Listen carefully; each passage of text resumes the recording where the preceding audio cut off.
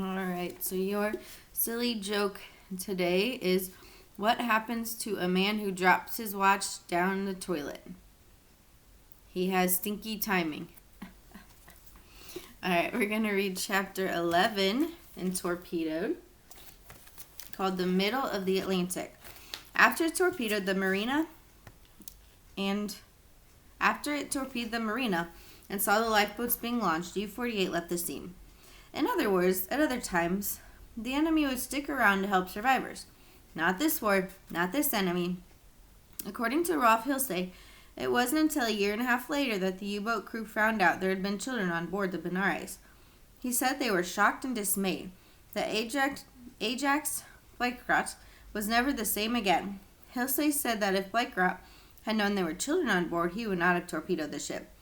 But he had torpedoed it, and there were children on board.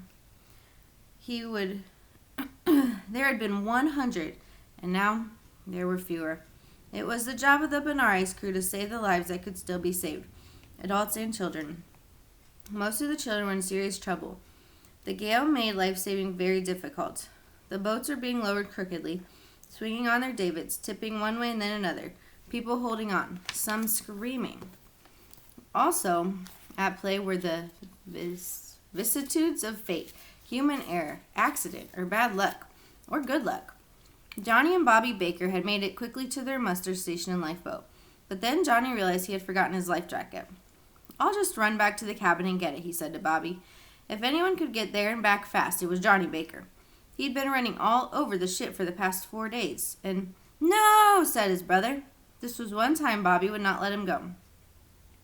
Bobby held on to Johnny so he couldn't run away. A few moments later, someone handed Johnny a life jacket, and he put it on. He would never know for sure, but Johnny has always assumed that the life jacket was Bobby's, that his big brother had given him his own life jacket. It all happened very quickly. Johnny Baker remembered years later. Someone said to him, "There's your lifeboat. Hurry, get in it." So he did. He didn't know where Bobby was. There was no time to think about it. Then, as quick as all that, as the lifeboat was being lowered, it tipped at an angle, stern first. Jack Keeley was in that lifeboat too. Jack fell into the frigid water. A lot of people fell into the water. Bobby must have. But not little Johnny. He managed to grab the seat and hold on. A sailor said to him, "Grab onto this rope ladder. Don't look down. Just get up there." So that's what Johnny did. He grabbed the rope ladder, grabbed on, as he later said, for dear life.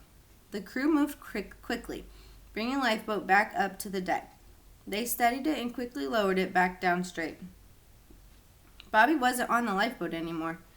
Had he been thrown into the water and drowned right away because he didn't have a life jacket? Because he had given it to Johnny?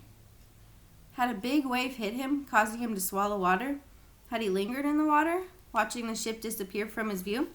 Had he died slowly from exposure to the cold water and air? Johnny would never know, but he never saw his big brother again. Later, he agonized that the last thing his big brother saw was the Benares moving away from him, disappearing from his view. Bobby Baker was 12 years old. After the disaster of the first lowering, losing too many children, the adults on Johnny's boat made sure they wouldn't lose him. They wrapped the 7-year-old in sacking and tied him tightly to the seat. Perhaps he fell asleep. Perhaps he passed out. Maybe he repressed what happened. He wondered afterward, as an adult, whether they gave him a pill or something to knock him out. He would not remember anything from his many hours on the ocean that night. Marjorie Day, the head escort, who half an hour earlier had been seen on the deck with Mary Cornish, and Sybil Gilead Smith, was in a lifeboat with 13 girls, including some of Mary's. Her boat was about to be lowered. She looked over and saw Sybil's lifeboat already being lowered. Gus, Violet, and Connie Grumman were in Sybil's boat.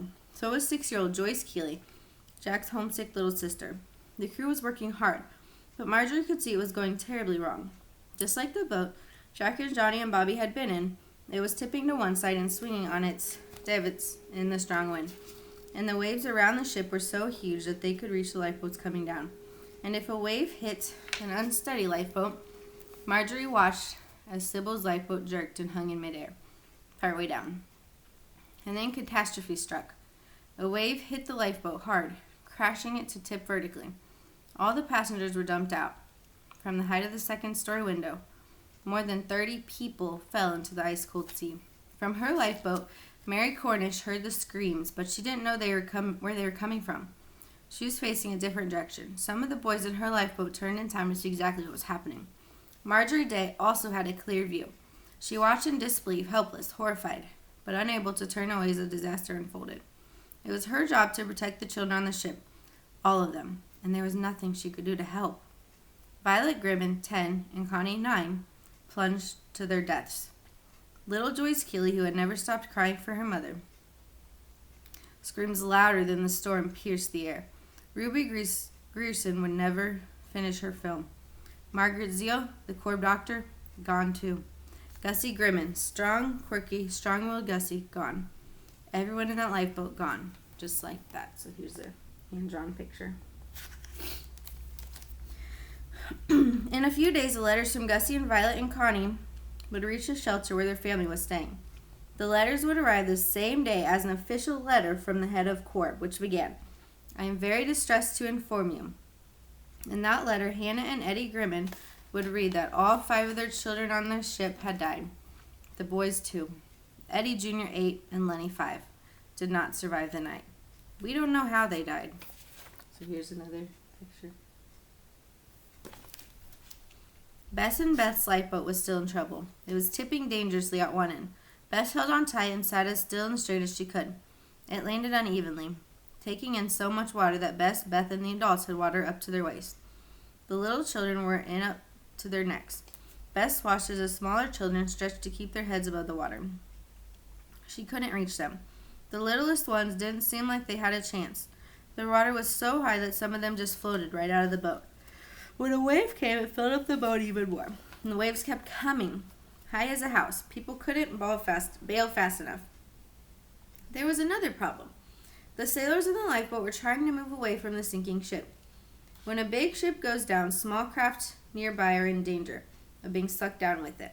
All around the city of Benares, lifeboat crews are desperately trying to maneuver away using the boat's fleming gear. Fleming gear was made up of 10 levers mounted on the inside of the boat, 5 on each side, attached to a shaft that turned a propeller. The unique advantage of lifeboats fitted with this gear, stated in an advertisement for the Fleming hand-propelled lifeboat, was that passengers had full control of the boat when alongside the vessel, enabling them to easily maneuver the boat clear of the ship's side. But the crew on Bess and Beth's lifeboat could not make the gear work. The lifeboat drills did not include putting the boats in the water. Yes, the Fleming gear took less strength than oars to move a boat in the open area, but if you've never operated before, it took time to figure out. They didn't have any extra time. Bess and Beth's lifeboat crew finally got the gear working and managed to get far enough away from the ship so their little waterlogged boat wouldn't be sucked down with the Benares when it sank. But Bess's ghastly nightmare continued. All of a sudden, a huge wave hit their boat. Some of the passengers were flung into the ocean. Bess's friend Beth Cummings was one of those people. Beth didn't know how to swim. She went down in the water as if she were in an elevator. Down, down, down. She passed debris from the ship on her way down. Thanks to her life jacket, though, she popped up. Somehow, Beth managed to get herself back to the lifeboat.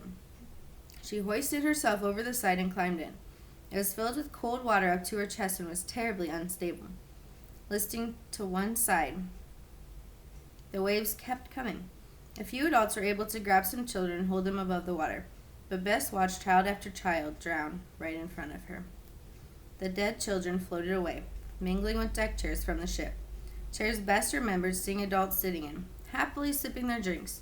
Chairs children had played with. Children in life vests floated among pieces of furniture and wood from the ship. And there in the middle of it all, Bess saw the rocking horse from the children's playroom, bobbing up and down in the waves. Then a huge wave came right at her, and the lifeboat flipped over.